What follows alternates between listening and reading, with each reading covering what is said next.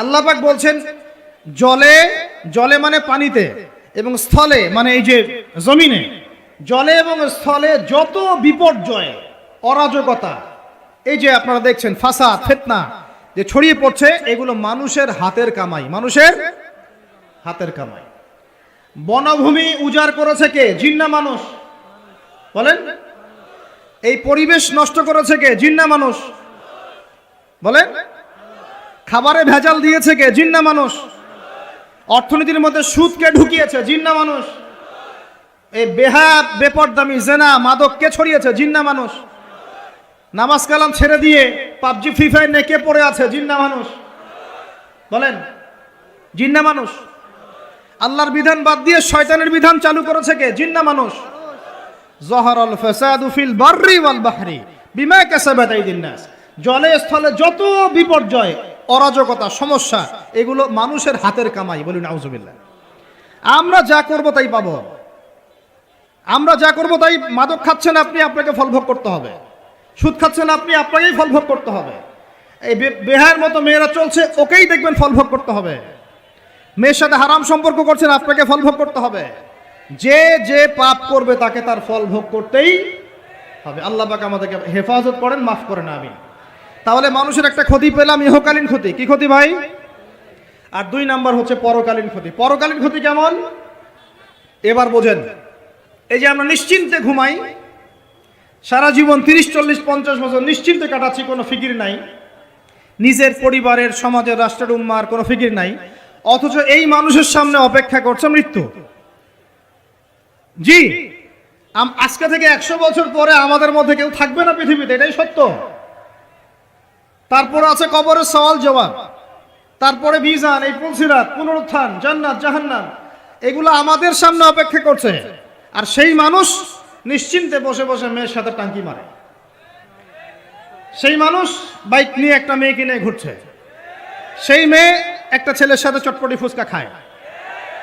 সেই লোক আল্লাহর বিধানকে সরাই দিয়ে শয়তানের বিধান চালু করা শুরু করলো। সেই ব্যক্তি সুদ খাচ্ছে। সেই ব্যক্তি ট্রান্সজেন্ডার এই মতামত প্রমোট করতেছে। হ্যাঁ, সেই ব্যক্তি শিক্ষার মধ্যে ইসলাম বিদ্বেষী বিষয় ঢুকাই দিল। অথচ এই মানুষের সামনে পরকাল অপেক্ষা করছে। একদম টেনে হিস্ট্রি আল্লাহ পাক সামনে নিয়ে দাঁড় করাবেন, দাঁড় করে জিজ্ঞাসা করবেন। তাহলে আমরা কত অপদার্থ, কত বোকা, আমরা কি বুঝতে পারছি ভাই? একটু বুঝতে পারছেন কি? আল্লাহ পাক সূরা আহজাবে এটাও কিন্তু বলেছেন যে ইন্নাল ইনসানা যালুমান জাহুলা। এর আগে আল্লাহ বলেন ওয়ালাকাদ আরাদনাল আমানাতা আলাস সামাওয়াতি ওয়াল আরদি ওয়াল জিবাল, ওয়ালাকাদ আরাদনাল আমানাতা আলাস সামাওয়াতি ওয়াল আরদি ওয়াল জিবাল ফাআবাইনা আন ইয়াহমিলনাহা ওয়া আশফাকনা মিনহা ফাহামালাহা আল ইনসান। সুবহানাল্লাহ। আল্লাহুম্মা লা ইলমা লানা ইল্লা মা আল্লামতানা ইন্নাকা আনতাল আলিমুল হাকিম। আলহামদুলিল্লাহ। আয়াতের অর্থ শুনেন। মানুষ যে জালেম, জাহেল, আমরা যে অপদার্থ, আল্লাহ পাক কি বলছেন শুনুন। আল্লাহ বলছেন ওয়ালাকাদ আরাদনাল আমানাতা আলাস সামাওয়াতি ওয়াল আরদি ওয়াল জিবাল। আমি ইসলামের এই আমানত, শরিয়াত, কোরআন হাদিসের এই যে আমানতটা, এটা আসমান সমূহকে দিতে চেয়েছিলাম, তোমরা কি নিবা? আমি জমিনকে দিতে চেয়েছিলাম, তোমরা নিবা? আমি পাহাড়কে দিতে চেয়েছিলাম, আমানত কি নিবা? ফাআবাইনা, তারা বলেছে না, নিতে পারবো না। ওয়া আশফাকনা মিনহা, তারা অক্ষমতা প্রদর্শন করেছে। ফাহামালাহা আল ইনসান, মানুষ সেই আমানতটা কাঁধের মধ্যে বহন করেছে। আমরা সেই আমানত কি করেছি ভাই? কাঁধে বহন করেছি। আল্লাহ পাক বলেন ইন্নাল ইনসানা যালুমান জাহুলা, মানুষ কত জালেম, মানুষ কত জাহেল। আমাদের সামনে পরকালীন এই কঠিন জবাবদিহিতা অপেক্ষা করছে। এরপরে আমাদের জীবনযাপন পদ্ধতি দেখলে মনে হয় যে আমাদের মধ্যে আর গরু ছাগলের মতো কোনো পার্থক্য নেই। কেন? গরু ছাগলের কাজ কি? খাবে, ইস্তেঞ্জা করবে আর সহবাস করবে, বাস। আমাদের এখন এই 3টা কাজ।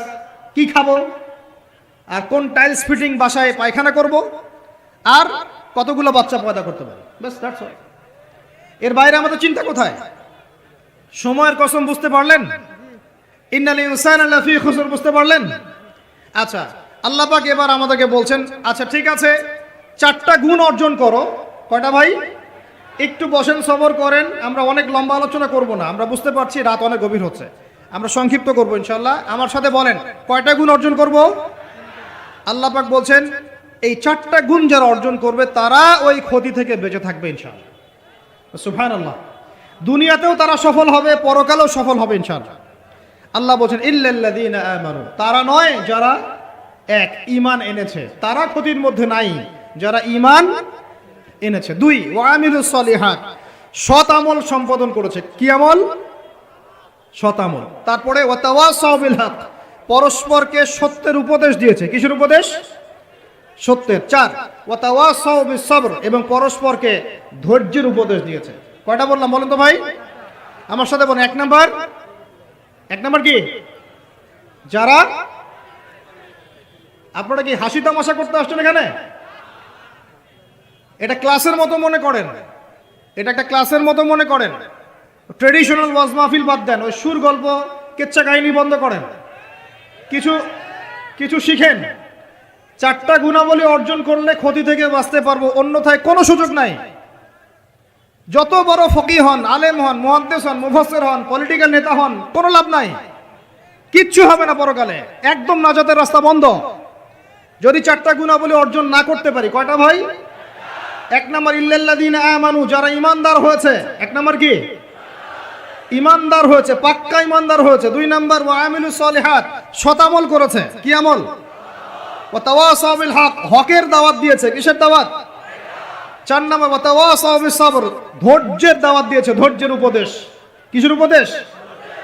এটা কি শুধু একজন ব্যক্তির উপরে বর্তাবে না সবার উপর দায়িত্ব? এই সূরায় কি শুধু আলেমদেরকে উদ্দেশ্য করা হচ্ছে? শুধু মুফাসসিরদেরকে?